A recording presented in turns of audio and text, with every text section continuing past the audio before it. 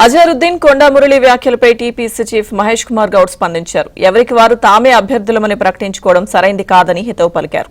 అభ్యర్థికి సంబంధించి ఎలాంటి నిర్ణయం తీసుకోలేదంటున్న పీసీసీ చీఫ్ మహేష్ కుమార్ గౌడ్ తో మా ప్రతినిధి సిద్ధార్థ్ ఫేస్ టు ఫేస్.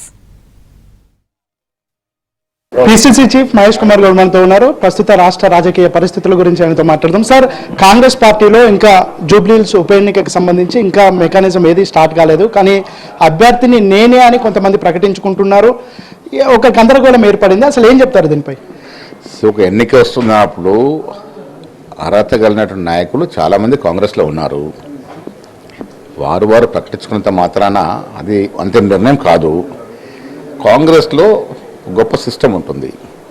కింది లెవెల్ నుంచి ముఖ్యమంత్రి గారు కానీ నేను కానీ ఇదివరకు సర్వే మొదలైంది. అక్కడ సర్వే ఆధారంగా ఎవరైతే మెరుగైన అభ్యర్థి అవుతారో వారు ఒక 2-3 పేర్లు తీసి మేము హైకమాండ్కి పంపించడం జరుగుతుంది.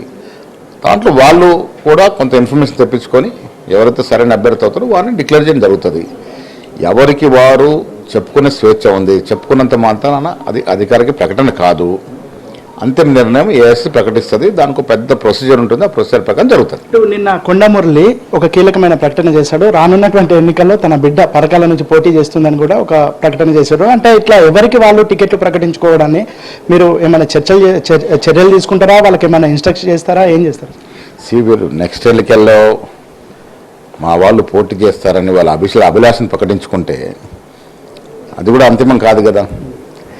ఎవరికి ఎప్పుడు ఏ సీట్ ఇవ్వాలనేది చాలా పెద్ద ప్రొసీజర్ అడాప్ట్ చేసి ప్రదేశ్ ఎలక్షన్ కమిటీ ఉంటుంది, సెంట్రల్ ఎలక్షన్ కమిటీ ఉంటుంది, దాంతో సిడబ్ల్యూసీ ఉంటుంది.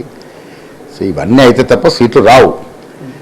సో ఎవరు ఏది ప్రకటించుకున్నా దాన్ని మనం పరిగణలోకి తీసుకోవాల్సిన అవసరం లేదు.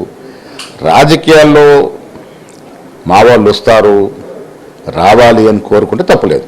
సార్, నిన్న కేటీఆర్ కానీ హరీష్ రావు కానీ లేదంటే మిగతా పార్టీలకు సంబంధించినటువంటి నాయకులు కానీ రేవంత్ పైన అంటే మీ ముఖ్యమంత్రి పైన ఇష్టం ఉన్నట్టు మాట్లాడుతున్నారు, ఇష్టం ఉన్నటువంటి కామెంట్స్ చేస్తున్నారు. కాంగ్రెస్ పార్టీ కానీ మీ మంత్రులు కానీ ఎమ్మెల్యేలు కానీ దాన్ని కౌంటర్ చేయడంలో కొద్దిగా విఫలమవుతున్నారు అనే చర్చ వినిపిస్తా ఉంది. దీనిపై చెప్తారు?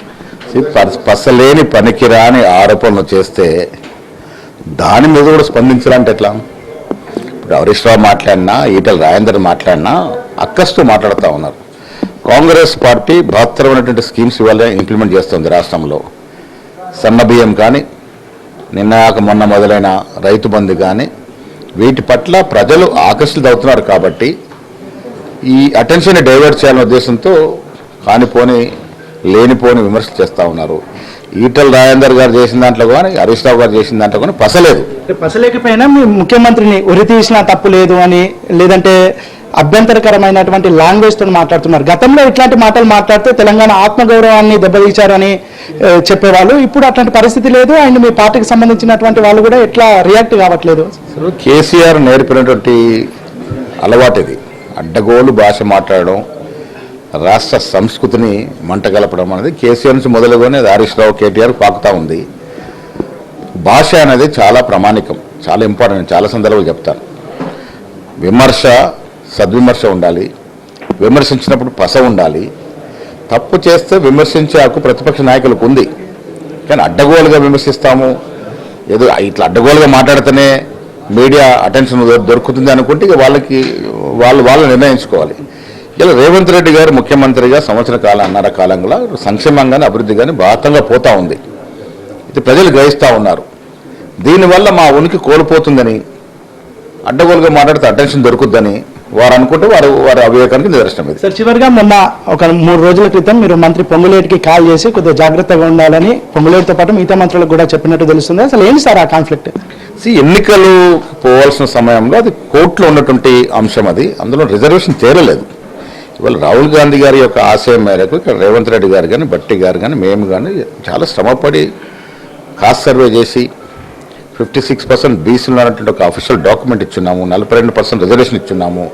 రిజర్వేషన్తో ఎన్నికలకు పోవాలని కాంగ్రెస్ పార్టీ కానీ మేము కానీ కోరుకుంటున్న దశలో వారు ఎక్కడో తర్వాత వారు వివరణ ఇచ్చినారు. పత్రికకు మాట్లాడింది కాదు, వారి కార్యకర్త సమావేశంలో మాట్లాడిన అంశాన్ని ప్రముఖంగా పత్రికకు రావడాన్ని కొంతమంది మంత్రులు కూడా దాన్ని అభ్యంతరం చెప్పడం జరిగింది. ఏది ఏమైనా నేను వారితో పాటు మిగతా మంత్రులు కూడా సూచించడం ఏంటంటే ఎవరి పోర్ట్ఫోలియో గురించి వారే, అది కూడా పీసీసీ లెవెల్లో, తర్వాత అవసరం కూడా క్యాబినెట్ లెవెల్లో డిస్కస్ అయిన తర్వాతనే బయటికి పోవాలి. ఇది అనవసరమైన కన్ఫ్యూజన్ వస్తుంది కాబట్టి వారికి అలా మాట్లాడుకొని చెప్పడం జరిగింది. ఇది మొత్తానికైతే రాష్ట్రంలో ఉన్నటువంటి రాజకీయ పరిస్థితులు, దాంతోపాటు పొంగులేటికి సంబంధించినటువంటి అంశంపై పిసిసి చీఫ్ మహేష్ కుమార్ గారు చెప్తున్నటువంటి సమాధానాలు. వీడియో జర్నలిస్ట్ రాజీవ్తో సిద్ధార్థ, ఏబీఎన్ ఆంధ్రజ్యోతి.